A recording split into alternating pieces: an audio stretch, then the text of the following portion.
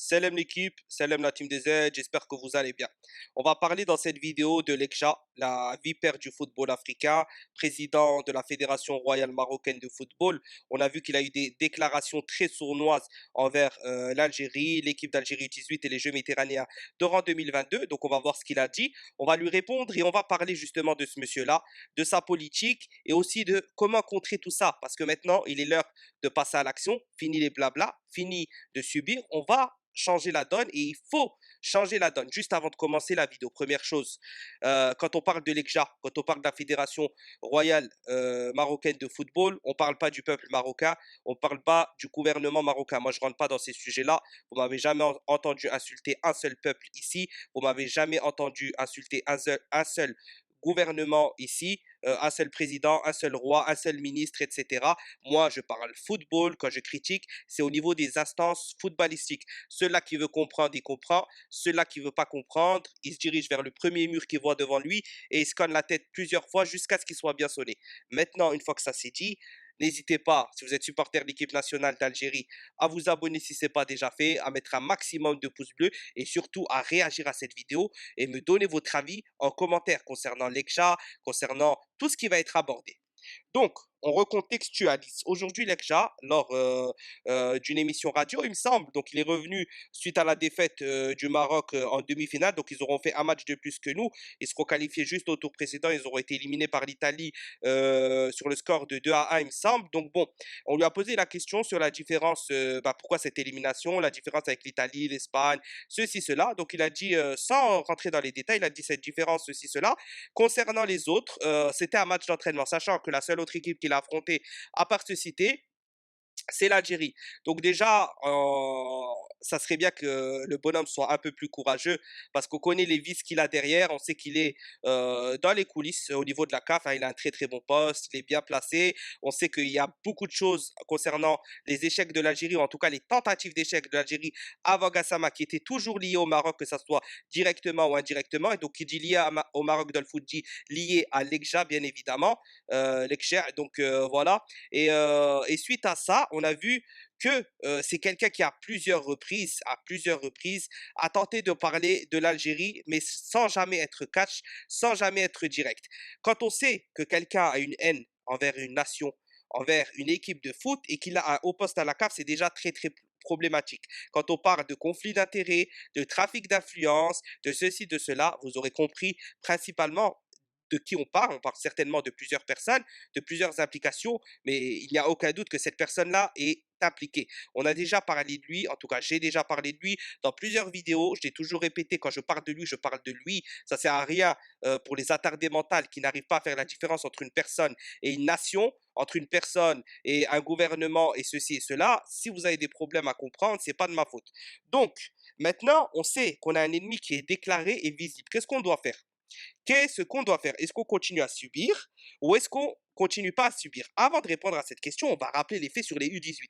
Bon, les U18, parce qu'il a l'air de prendre ça tellement à cœur, il a cru que la différence était tellement flagrante, etc., etc. Il faut savoir que l'Algérie est sortie du groupe avec 3 points, a fait un match plus qu'honorable et a montré plus de choses contre la France sur la deuxième mi-temps que le Maroc en a montré. D'accord? Et que certes, on a subi une défaite face au Maroc, parce que comment dire, on a été moins bon, certes, il faut le dire, le Maroc était supérieur tactiquement. Moi, perso, j'ai jamais de mal à reconnaître les choses. Tactiquement, le Maroc était supérieur sur les U18. Ils étaient aussi plus réalistes et plus solides au niveau du bloc équipe. Ça, c'est un fait, on ne peut pas le nier. Mais individuellement, sur l'ensemble des matchs, que ce soit face à l'Espagne, au Maroc, à ceux-ci, individuellement, l'Algérie a plus de qualité. Ça, on l'a vu sur les matchs, etc. Maintenant, il faut savoir que l'Algérie est une fédération qui n'est pas structurée à l'inverse du Maroc, est une fédération qui bosse très très mal, etc., etc. Et pourtant, la différence est très très très très loin d'être flagrante. Ça, c'est que sur les U18. C'est que sur les U18, sur la Coupe arabe D20 et la dernière Coupe arabe des adultes. Et lors du tournoi, du mini-tournoi Alger, c'était un match nul. Et sur les deux autres, on a battu le Maroc. Et ceci sans aucun travail, aucune structure.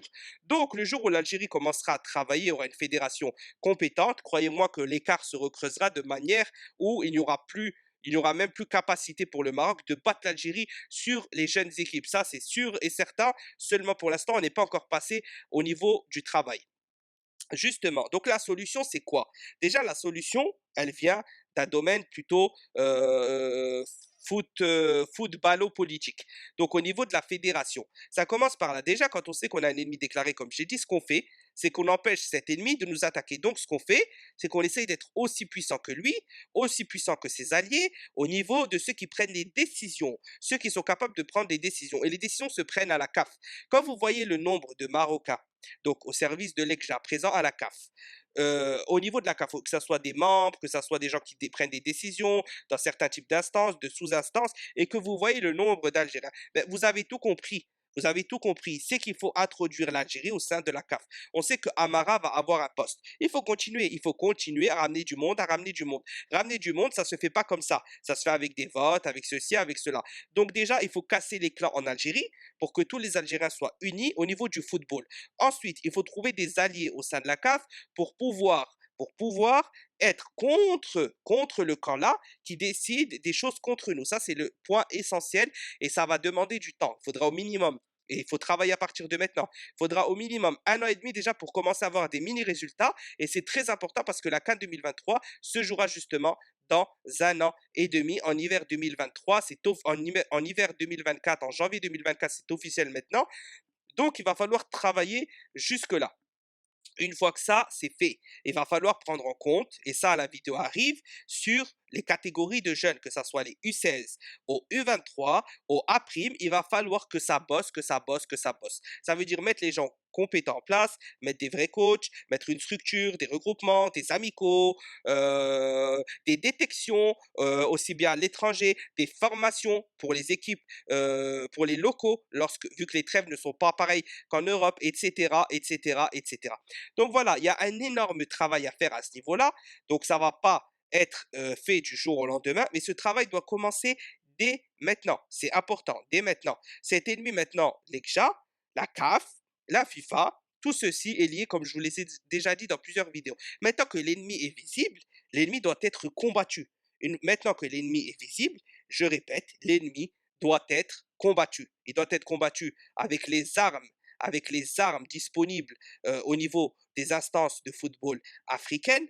Donc, que ça soit sur les votes, sur les prises de position, sur les prises de décision, sur l'équilibre entre les membres au sein de l'institution CAF, au sein des institutions africaines de football, et si possible, avoir des relations au niveau de la FIFA. Parce que quand on a des relations à la CAF, il faut aussi en avoir au sein de la FIFA qui est l'instance au-dessus. Donc voilà, les clés sont dans nos mains, pardon.